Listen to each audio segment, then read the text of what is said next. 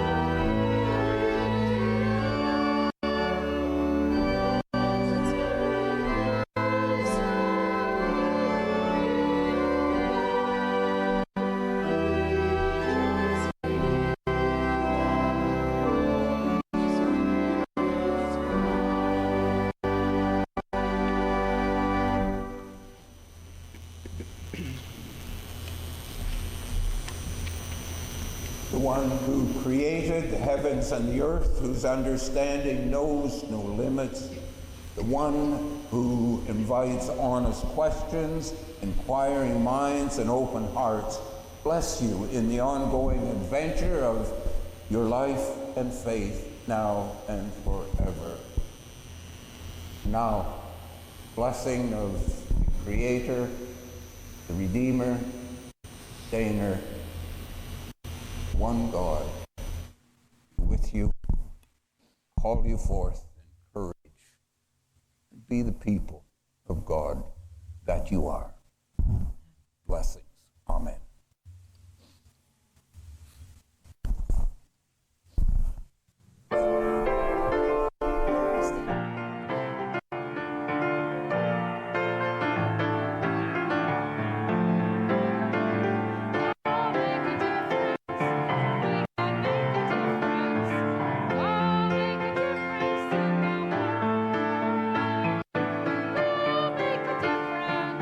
Make a difference.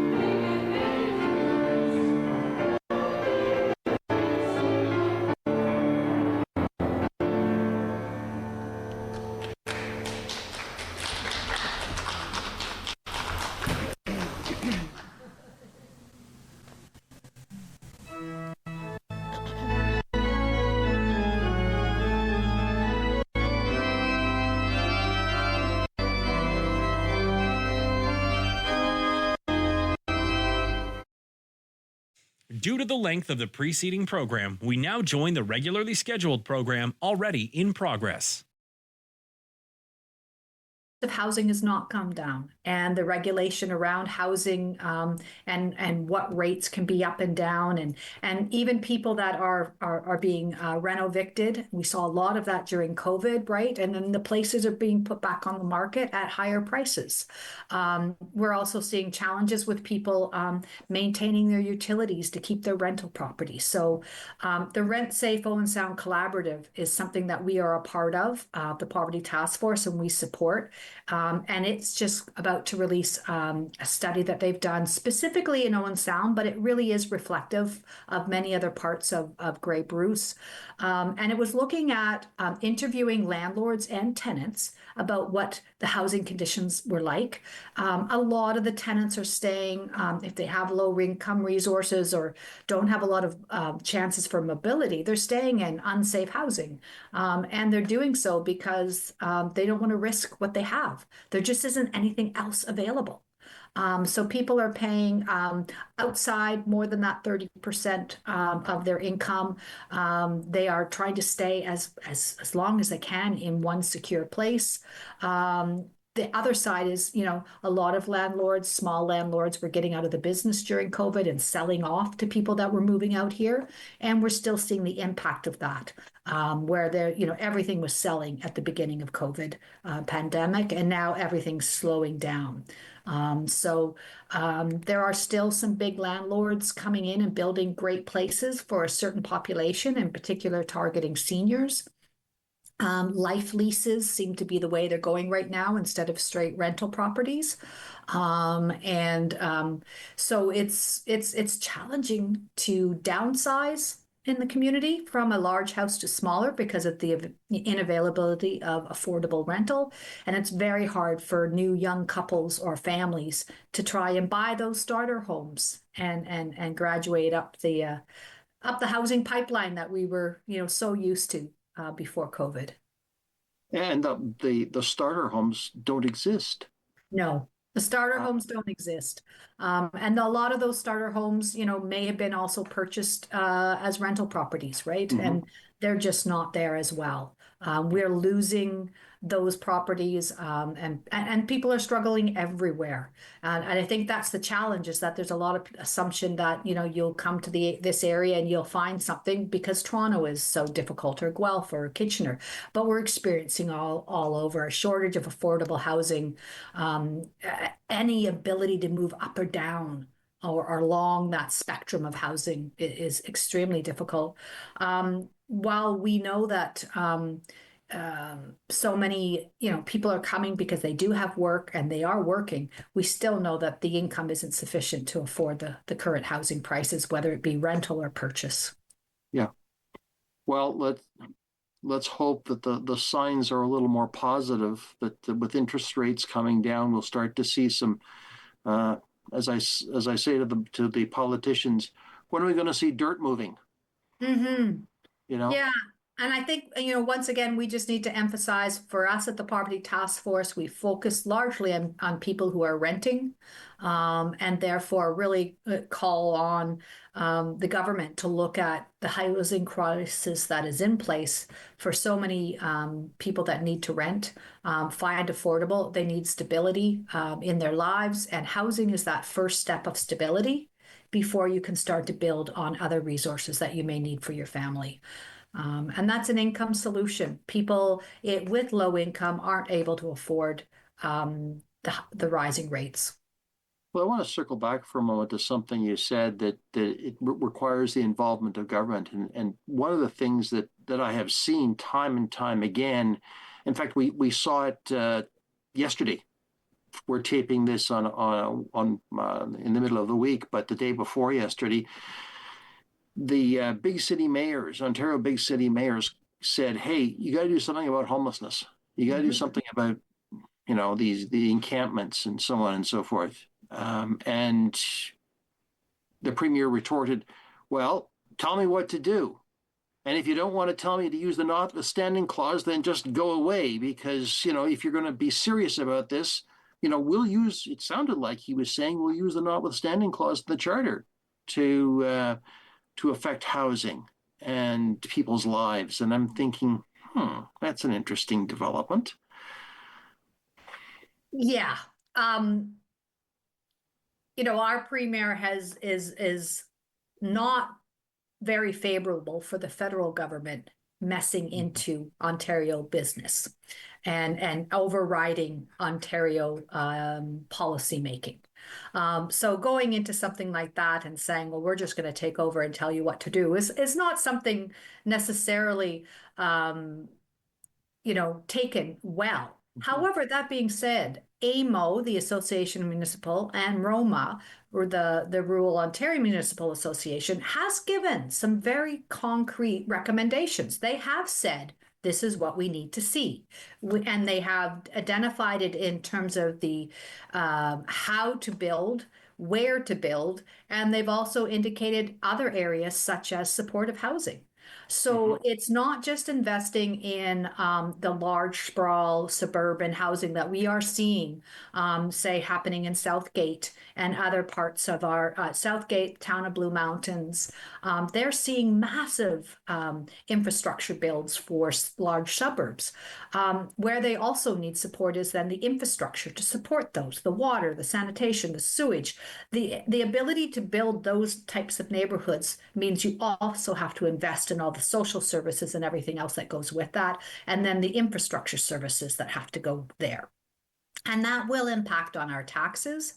That will impact on our ability to, provide daycare. We have a shortage. I mean, one simple, when the premier asks for the solution, there is a one simple solution. We could do a lot of physical builds, but if you don't have enough daycare in the neighborhood, then it's going to impact on the number of women who can work. It's going to impact on the household's income and then their ability to afford that house they're in and that they just purchased. I know that in Southgate, we see a lot of the larger suburban communities there or neighborhoods there don't have the infrastructure that they expected to have in Brampton or other cities. So we're not even up to scratch, if you will, in some of our communities with full services to allow people to move, contribute, work in our communities, with proper daycare. We don't have enough ECEs working in our communities. We don't have enough human resources. Our $10 a day subsidized daycare right now is actually at $22 a day. So there's a lot that the premier could be working on, which you don't think about it being tied to housing, but it is tied. A woman's ability to work really does rely on, can you get good and affordable daycare? And does the community have other services that we might need to live there? Well, I know that not long ago there was a concern over police services because people would call 911 and it would take 15 minutes for the OPP to get there. Well, hello. This is rural Ontario. Yes. No, there is a lot of shocking things that people don't anticipate when they move to rural Ontario. They take advantage of not having the traffic that we have, unless you're going up 6 and 21. But otherwise, they do anticipate they will have equitable services that they saw in the city. Yeah. Now, that's just, a newcomer's situation. The flip side of it is people that have lived for a long time in a lot of these communities are finding themselves unable to transition into different houses, right? The seniors that can't find the affordable housing for rental if they want to downsize and sell that house and actually offer that up to that moderate income family to find something, right? So we do have issues with, seniors. There's affordability issue going into long-term cares right now too. We have quite a lot new being built, but are they affordable for people with lower income? If you're on a very small income, you may be getting the GIS and the Ontario, SIS programs, but it's not enough. It's not enough. So we do need a more investment for us anyways at the Poverty Task Force. One of our priority areas is supportive housing. We need more housing that allows people to live longer in one place and doesn't have them continuously unhoused due to mental health and addiction issues. Yeah. The other thing that I think that Francesca pointed out, and I have seen pointed out elsewhere, is the finger pointing. Oh, yes. No, it's not our problem. It's a county problem. No, it's a provincial problem. No, it's a federal problem. No. It's a provincial problem because it's not it isn't. It's an issue. It's an issue for health, not housing, and round and round and round it goes. Yeah, I think a primary example of the Gray County social assistance outreach program really does say that even responding to people that are street involved, it can't be just one agency or one organization. It's a collective looking at all the complex needs around one individual or 100 individuals, depending on how many you're seeing that day. And the same can be said for how we have to approach housing. We know that no one level of government has all the funding. We know that no one government is responsible. It really is a shared thing across the municipalities, across Grey County, across Grey Bruce County. And then we move up regionally, right? Because we know people move. That it really is difficult when we always put it to the other. And somebody else will take care of it. And there's challenges there with understanding that even though you may not manage the direct budget, if, for example, the City of Owen Sound does not manage the social housing program that Grey County does, the people still live in your community. And from my personal opinion, and the leadership and the gathering and the problem solving needs to be there with both the city and the municipalities and the counties. You can't separate it. You can't just say, well, that's their responsibility when you have people on the streets in your community. Those are you represent those people. Therefore, you should be also serving those people. And while we may say the budget comes from a different location, the responsibility for the community sits with us. Well, you're kind of preaching to the choir with me, but hey, I think that certainly those are all valid points. That we always need to remember and I think it's important that we remember it in this time, especially because we are in a time of great challenge and difficulty, which reminds me, you mentioned that while housing is a beginning, money matters. In fact, money matters, yes. I recall Francesca saying if there was being asked at the Owen Sound Council meeting if is there a solution to this? And she said, yeah, money. Money. Well, you may have seen recently, there's been a lot of examples from our United Way counterparts in particular Huron, Perth, and other locations. Well, they're actually investing in housing. And this is because they've gotten fantastic donations, in the millions of dollars. To be able to invest in housing. And it really is for the United Way to get involved in housing, it would take somebody, a donor turning around and saying, here's a couple of $1 million, let's go do it. We are, currently, if you will, nickel and diming our way just to try and meet the needs with backpacks, utility supports, rental supports, addressing some of the food security issues and support. We don't have a couple of millions in our back pocket to start investing in housing, or believe me, Francesca would do that. Many United Ways are doing that because of very generous benefactors that have decided they're going to invest in society and start building. You make a very valid point, Jill.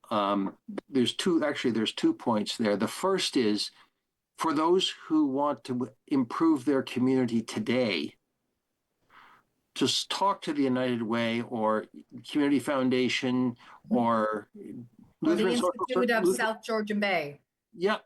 So they're looking for investors right now as well. Exactly. And who can actually move the dial on these projects, because that's what it really takes is seed capital. Mm-hmm. But the second thing is for those who are contemplating the future, or their own mortality, leave a legacy, leave a large donation, and have that conversation with the organization you want to be a benefactor of. Because I am quite sure if someone walked into any of our local social service charities and said, if I want to leave you X number of dollars, or I want to leave you a bequest, what would you do with it? Mhm. You'll have that conversation very quickly, I expect, right?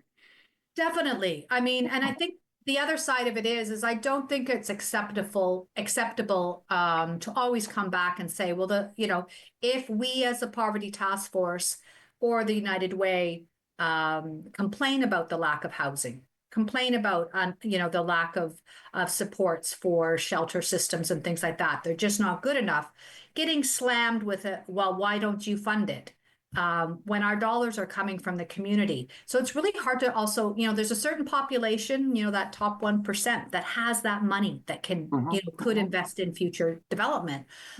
We can't turn around. A lot of our donors are themselves paying back into the system because they've benefited from support programs that we've provided. And I really, it's a tough conversation when government officials will turn around and say, well, you do something, because I know that government officials are also looking for solutions. But so it's something that has to be looked at collectively. It's something that I don't think any one organization, whether it be a city or a municipality, have all the money either. So it has to be the 3 tiers of government, 4 tiers, if you consider we have a 2-tier system here, plus the private sector, plus people that want to leave, as you said, future funds. I mean, community bonds is something that's also being explored. Habitat for Humanity is building houses that are affordable for young families, and they work with community bonds.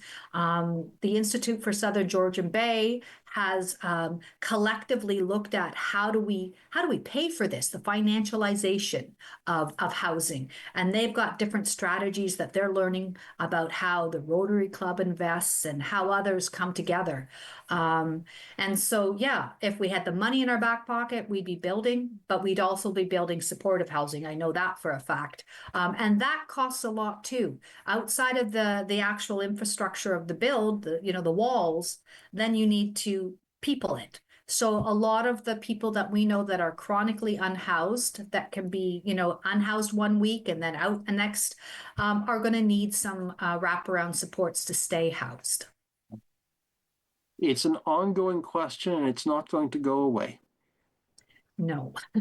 I think, though, what we should be grateful for is that we do have people within Bruce County and Grey County Housing that are working on strategies. Right now, both counties are presenting their housing action plan updates.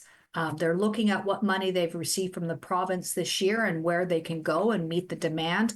The by names list right now is tracking more and more details about individuals and families who are chronically homeless. So we've got the names of people, the location. We know they're, more than 80%, they're all coming from our own community. So I think the other thing to do for us is to reduce the stigma and shame around being unhoused and recognize that these are our friends, our neighbors, these are many of our relatives. And so we need to change a lot of the dialogue around how we think people become homeless, and we need to change our understanding. We need to unlearn what we think that, oh, those people are coming from outside, that otherness, that, oh, they're not from here. Toronto must be sending all these people up to here. The old Greyhound stories about everyone gets a bus ticket to Owen Sound, right? It's simply not true. Yeah. In fact, with a lack of services everywhere in Ontario, people are being told to, stay in your home community because you're going to get more services.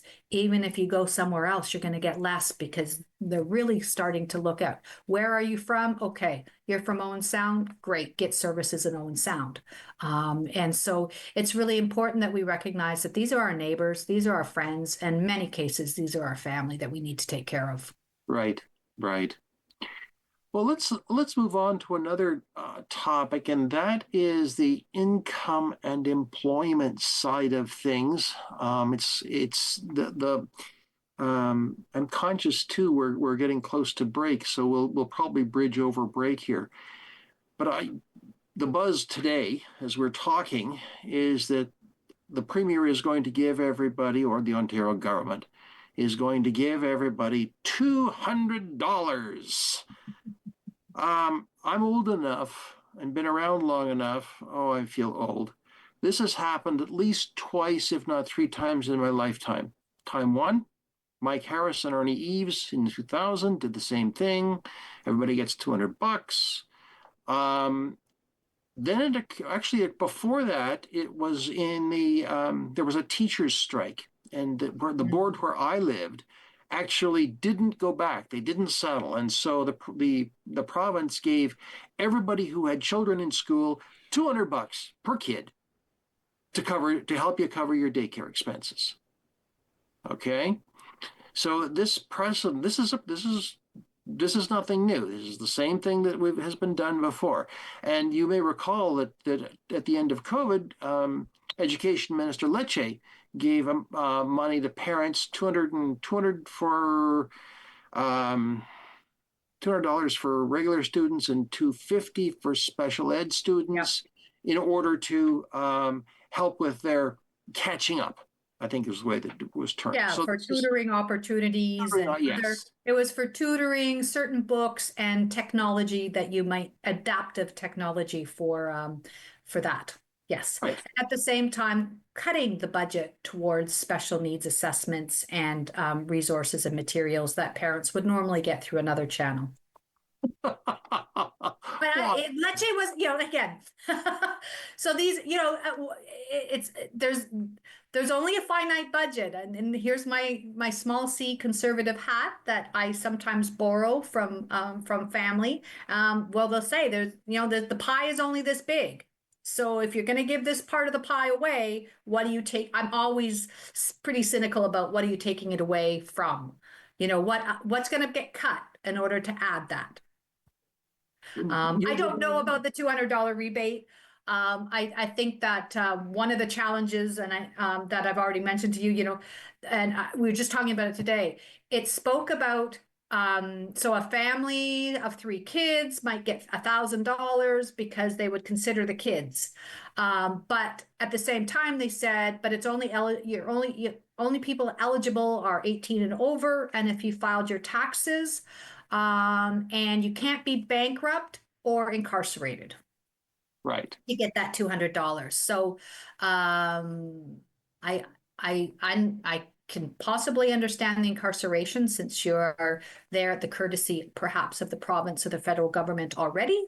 I don't understand the bankruptcy piece, why you couldn't get that additional $200. That would go towards paying off your bankruptcy. But we do understand, once again, you need to file your taxes to access it. Right. And that's the other thing that I wanted to talk about. But I think we're coming up on a break, Ray, very shortly. Okay, I'm just getting the green light that I want to come back to that one because that one matters to me. So, Jill, what we're going to do is we're going to take a break, and we're going to come back on that whole income tax piece, which I know we're going to have a good conversation about. Friends, I'm David Shearman. This is Politically Speaking. We'll be right back.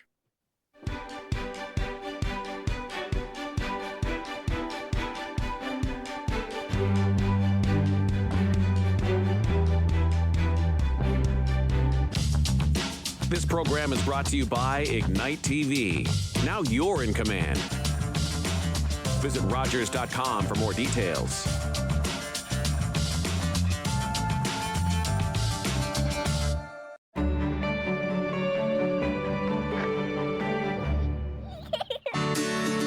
Here are 3 reasons why your social strategies should include Rogers TV.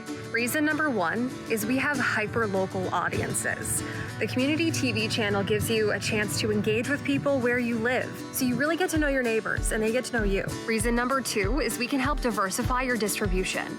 With social media, it's really important to be able to have a wider audience, and Rogers TV can actually help complement your online presence by delivering to a different audience. And it's actually really easy to repurpose your your existing content or to just create new material specifically tailored for community TV. And finally, reason number 3 is we can help enhance your credibility and your trust. And by aligning your brand with Rogers TV, you can tap into that trust that viewers have.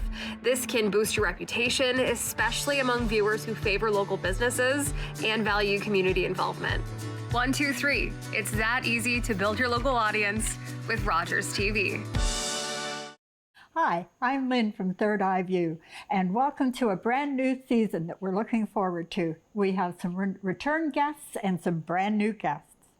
And in the meantime, enjoy the rest of your summer, stay safe.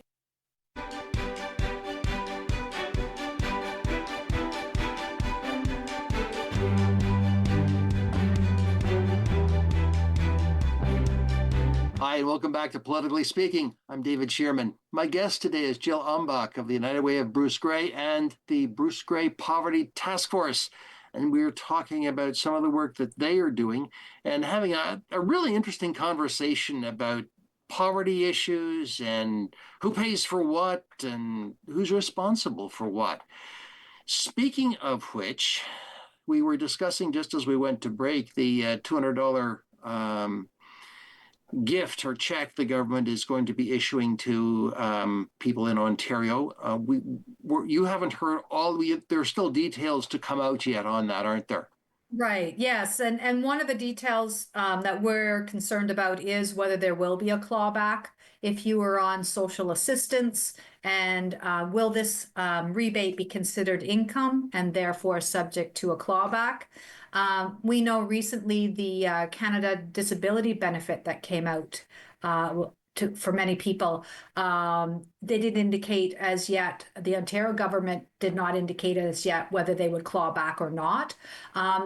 But the Ontario government's process for that is they have a list of exemptions. So unless you're on the exemption list, so an example of that is the child tax benefit. That is exempt as income. So it remains as a benefit in Ontario.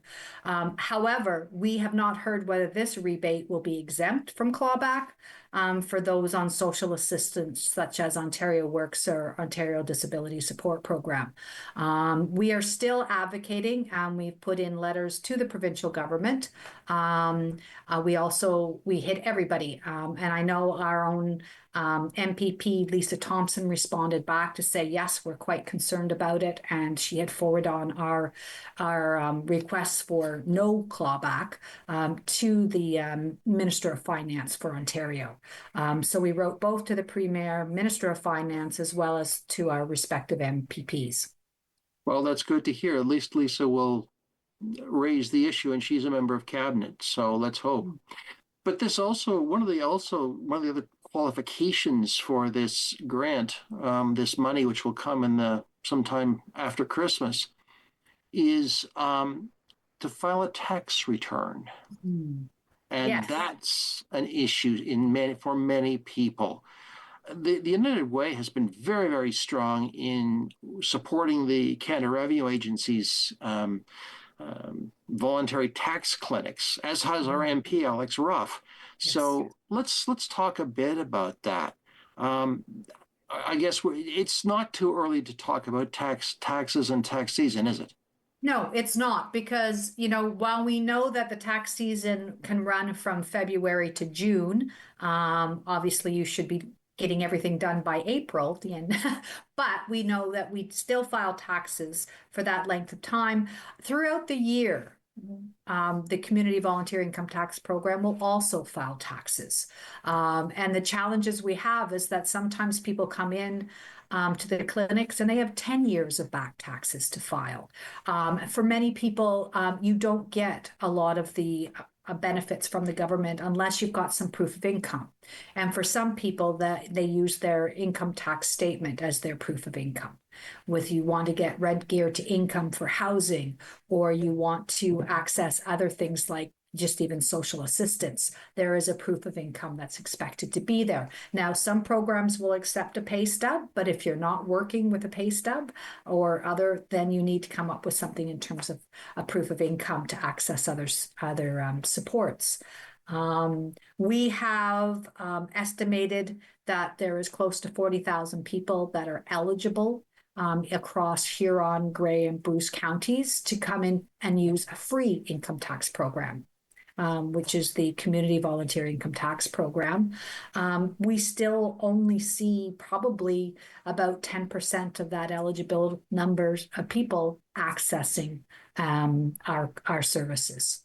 And that's a collective hour. I want to not present myself as somebody who owns the program or who delivers the program, but we at the United Way support the program through a network of coordinators. Now, first of all, are they still looking for people to help with volunteers to help complete tax returns? So Yes. how would the person go about getting involved if they're interested? Okay. So right now we're just opening up with 211 on the Volunteer Connections page. We have a 211 listing for volunteers, or you can go to the CRA's page for the Community Volunteer Income Tax Network. We are definitely still looking for volunteers for this year. Right now I have Owen Sound, Chesley, and Lucknow as the 3 locations, but we're just updating and taking a look at who will be returning volunteers. How many will we have to go forward into 2025? Registration for new volunteers is just opened up as well. One of the challenges with the CRA is that you have to re-register every year. So for most of the time, there's not an issue, but for some volunteers, re-registering can be a bit burdensome. You do have to make sure everything's up to date with what you've got going. For new registration, you also have to get like a vulnerable sector police check, and there's a couple of documents that have to be completed. So we are looking this year, we looked this year at the volunteer recruitment process. We had recommendations from a gathering of a network in June on how could we do it better? What can we organize to support more volunteers? How can we assist them to get through the CRA registration process so we can have more working in time for next year's tax season? So the Bruce County Library led on a lot of the work we're doing around that, as well as Southeast Grey Community Health Center on volunteer recruitment, lessons learned, what we could do better.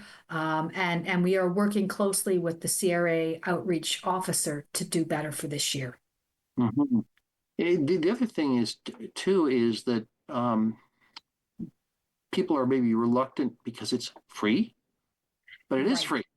It is free. It is free, but it's also with qualified people. A lot of our volunteers that we recruit have formerly worked on income tax programs. I apologize for the dog barking. They have worked, they are retirees who've actually, come from various tax services. There are a lot of bankers, accountants that are retired now and want to get back to the community and certainly have skills. CRA also does extensive training for all of the volunteers. The packages that they use for filing are developed by CRA, so it's not like they're doing a casual package that they picked up the grocery store or wherever. This is all CRA certified. The coordinators also do a lot of monitoring and evaluation in terms of the quality of what's being submitted as well. So just free is not necessarily lack of expertise. Yeah. And the other thing is that aside from the registration for government programs that a tax return filing brings, how much money gets injected back into the people's pockets? Any idea what in terms of comes back? So we looked this year just at a couple of individual organizations, 3 organizations, and 3 organizations alone helped 893 residents access $3.2 million. And that was across 9 municipalities for just the March to June 2024 period of filing. So we calculate anywhere from $3,100 on average per return. We also this year we were looking at how much it costs you to file your taxes. So on average, $125 is what people pay to go to H&R Block and others. And I'm sorry, I'm not just naming them in terms of how expensive but they a are. commercial tax preparer. Commercial tax tax organization. I know that people will pay more if they're paying a private consultant. I'm a private accountant, right? So those rates can go depending on how complex. But for simple income tax filing, it's about $125 per tax return. And we looked at about 966 tax returns from these organizations were filed for a saving of $120,750. So right now we're using a template with many of our organizations, host organizations, to calculate the dollar value, how much is coming back into the community, as well as how much is being saved. So how much money did you save in your pocket from not having to go to a commercial tax filing or a place or an accountant, and then how much is coming back. So it's really, 3.2 million back. If we were to take that $3,100 average and put it out to the 12% of people of low income, it gets really high. We could be putting back in a large number. We had about 2,700 returns filed across Grey Bruce, and it comes around $9 million back into the community from all the organizations across Grey Bruce that filed for this year. And that's just for the March to June period. Wow. You don't think about that kind of benefit when you file your tax return. All you worry about is, do I pay or do you get money back? Well, at certain income levels, not only do you get money back, but it qualifies you for other benefits. Exactly. And I think this is a combination. The returns tend to be a little bit less now, but the actual benefits you will get spread out across the year is high. And that's where a lot of people, a lot of these programs also support seniors if they haven't applied for their GIS, because you have to apply. You have to apply for your old age security. So there's a lot of people that come in not really aware of what else they could be getting through applying. And so you need to do your taxes to be able to access some of those programs as well. And at the risk of invoking hellfire and damnation on me, you also would qualify for the climate change tax benefit. Yeah, the tax benefit. Yeah, your GST and your climate change rebate. Those are two things that everyone. And child tax credits. Yeah. Exactly. Yes. And, it's amazing. The other thing too, is that if you're owed from previous years, you'll also be able to collect, seriously, we have people 10 years back, they haven't filed. You will get anything owing to you over the last 10 years. Yeah. And then there are things that you don't think about, like the disability tax credit, which affects some people. Now that takes an additional application, but it's all part of filing. It is, yeah, and that's a challenging one. A lot of the people, there are some social agencies that also do income tax filing that will assist you. It's a really complicated application process for benefits. So we are recommending, if you're having challenges with your doctor and or your ability to complete it, to reach out to the Grey Bruce Community Legal Clinic. They will support and advocate for you to get a lot of the medical documents that you require for that application. That one is quite complex. So it's different than just, we did a survey in 2023 and sort of reached out to people, and that was one of the biggest amongst the people surveyed that were a large percentage of them were asking questions about it. How do I do this? So that's the other piece, is the literacy piece around understanding how you can get access to more government benefits. Comes along with filing your taxes and working with people at the community income tax clinics. Well, let's move on to food. Nothing better than talking about money and talking about food. But this fall, we heard some astonishing statistics, like that O'Share will be serving 100,000 meals this year. Is that 146,000 meals so far this year. In September alone, they served 20,000 meals, which was the same they provided for the whole of 2020. Yeah. And so Salvation Army is also, they've got 1,300 clients a month, up 20% from last year. They're providing over 30,000 pounds of food to families each month. They said that they've been providing over $1.5 million of practical food assistance in 1 year to a community of 21,000 people. So that's just Salvation Army Owen Sound.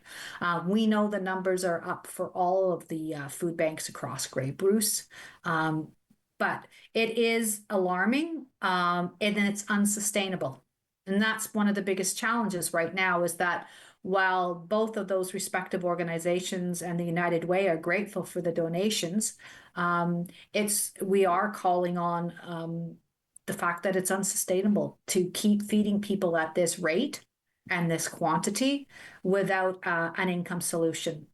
And the income solutions we're looking at is a guaranteed basic income, or other supports that would supplement people with and I would say it's people with low income, low resources, but I think one of the alarming things is we're also seeing people with moderate incomes now at food banks and community meal programs. In Owen Sound, we have a family assist market that meets bi-weekly, and that's for families that need something other than just getting a meal per day. It provides casseroles and other supports from the Salvation Army, as well as the CAS is there, United Way is there, Big Brothers Big Sisters, Adult Learning Centers, anything there that we can do to support and wrap around a family. We've gone from 125 to 130 families now that are attending bi-weekly. And so, the need is just growing. We don't have enough funding all around to keep going at this rate. Mm-hmm. Curiously, Jill, I was in the last week or so, I was talking to a retired auditor for the provincial government whose specialty included community and social services. And one of the things she was remarking on is she was astonished at how well our social service organizations are able to, well, not her words exactly, but she said, make things work. She said that they squeeze more value out of a dollar than she could ever have imagined. That organizations don't even have staff to answer the phone, but they still are able to do the work that they do, and that's across the board. And I think that certainly holds true for here in Grey Bruce. It's the social service agencies that I know squeeze things very, very tightly to make sure, what we call value for dollar. It's a given. It's tremendous. And once again, I think the challenge from the Poverty Task Force perspective is, once again, we are relying on an incredible number of volunteers to deliver essential services to people in our community. Food is essential. Filing your taxes is really critical. And yet, we rely heavily on a lot of volunteers to do that. I do realize that there are staff working with volunteers, but organizations like the Salvation Army and OSHARE have huge numbers of volunteers. So I want to recognize that, there's a lot of downloading to the nonprofit sector, to volunteers, to provide community services, which we think are essential. We think there's a better way to do it with less stigma, with less judgment, with less blaming. We don't, OSHARE and Salvation Army will give always. Whatever they have, they will share is the motto. But at the same time, there's still stigma associated with going to a community meal program, or, the old soup kitchen model. There is still stigma associated with having to put your hand up and ask for school lunches, or put your hand up and have to go and sign up and do an intake with Salvation Army. Not coming from the organizations themselves, but just that overall cultural approach that, wow, has it come to this that I now have to go and ask for help? And we don't like to ask for help. There's a sense of privacy being, we don't want people into our private lives, and particularly our financial lives. So we do feel that a guaranteed basic income or a model where the supplements come through an income sources is a less intrusive way of getting aid to people for them to be able to afford not only their housing, but also their food and other needs that they have. I'm impressed by actually, I've heard them on radio, the radio commercials that the Toronto Food Banks is running, basically saying that's the same thing. If you need help, we're there, or they're there, because it's voiced in the first person, and it's actually a very emotional commercial, but it gets you. Okay, all right. Yeah. I haven't heard any results of how effective it is, but boy, does it ever get your attention. Yeah, and it is a large number of families and households struggle to buy food. And we know that 1 in 5 in Grey Bruce. So that's the person standing standing two down in the line from you, 3 down from the line from you. Could be any of these people, right? The cost of groceries have not come down. They went up through COVID, and the prices have not gone down. So that although we didn't see with the latest food affordability report from the public health, we didn't see a huge increase. What we didn't see really was we didn't see a post-pandemic decrease. So things feel more expensive. We've been running at such a high cost for so many years that people are really struggling. We also know right now that people aren't paid enough. So while things just haven't kept up, $7.20 per hour minimum wage, it's just not enough to cover rent, food, and everything else you need. And so I know that we, the United Way on the Ontario Network for Living Wage, will be releasing the living wage calculation on November 18th. And we'll take a look at what the actual cost of living is and what we feel people should be being paid in order to be able to afford where we are. And if we go back to last year's numbers for the living wage for Grey Bruce, after Toronto, we are right after Toronto. We are the most expensive place outside of Toronto to live, and it kind of blows you away. Yeah, and I don't see that. I mean, I've seen the preliminary numbers, and I can tell you that that status has not changed. And so what we will, coming out, we'll be seeing a lot around that. Some of the things that would have had an impact would have been daycare. If we had $10 a day daycare in our area, we are at $22, and we don't have daycare everywhere. We obviously still have to go with a number of vehicles instead of public transportation because we don't have that across the two. One thing that we have done last year, and again we'll do again this year, is that it's a regional living wage calculation. So it includes Huron, Perth, Grey Bruce, and Simcoe, Muskoka. So we're looking right across several counties as a regional rate because we do know that employers more and more employers wants to know what a regional rate is because they may have staff employed at across different counties. But it is challenging. The rent is always one of the big pieces of the living wage. We have tried to get more realistic rental and housing rates, and that's always a challenge because much of the data that we have at a national level is several years behind the current rates. So they've tried to do a bit of a hybrid. I'm not the data person, but they've really looked to get more accurate data on rental rates for this year's calculation. And it's something certainly to watch for. It will be. We will also, as a Poverty Task Force, our Income and Employment Security Action Group, we are going to do a bigger push this year to meet with employers, to talk to employers, and to see whether they're willing to be certified.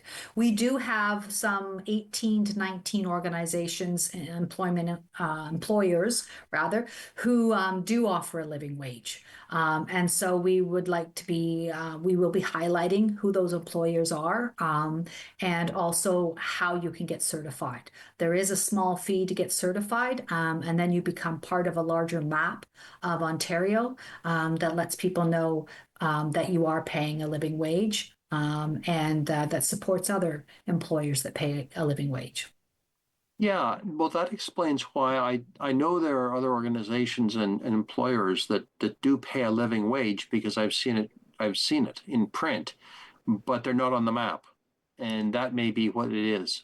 Yeah, I mean, there is, as I said, there is a small fee to it. So I wouldn't expect a small organization with only a handful of staff to possibly want to pay the fees for being certified. There's an application process. And so it may be something that they don't want to do. But we will be this year looking at how we can reach out to more of those employers. Four County Labor Planning Market Board is one of our partners at our Income and Employment Security Action Group. And they currently have their Employer One survey out. And so they have a very large network of employers that we will be following up with in November, December to chat to them about the living wage. And it's, that's a pretty critical one. We also talk about other aspects of precarious work. And how we can reduce some of that with employers.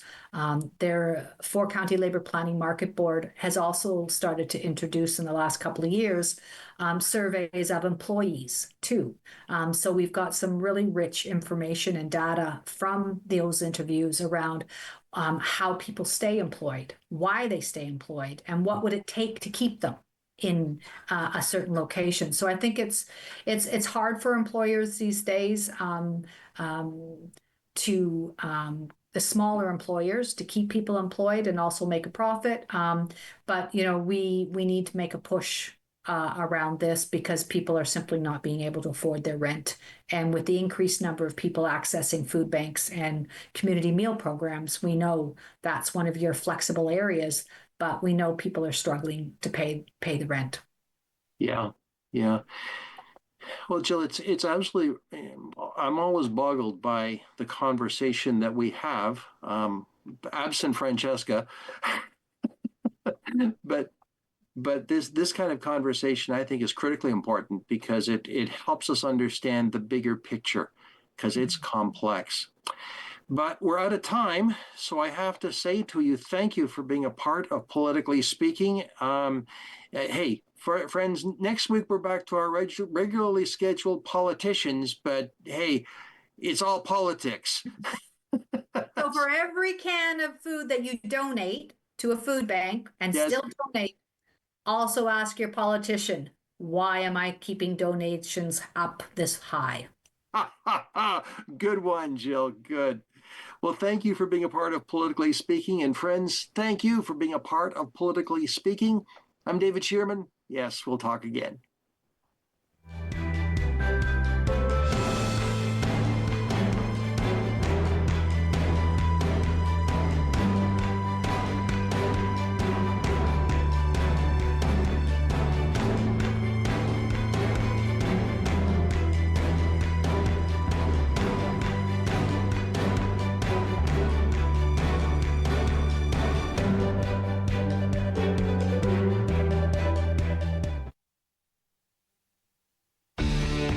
Connect with us by visiting our website or email us at comments@rogerstv.com.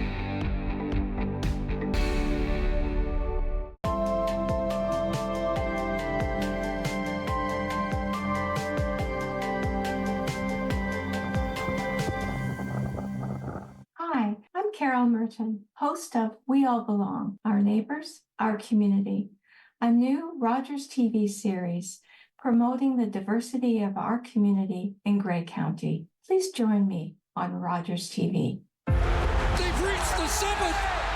Back-to-back Stanley Cup victories. Greatness. And a new legacy begins. Absolutely amazing. It has happened in Vegas. It's not a destination. And lightning has struck twice. It is a continuous journey.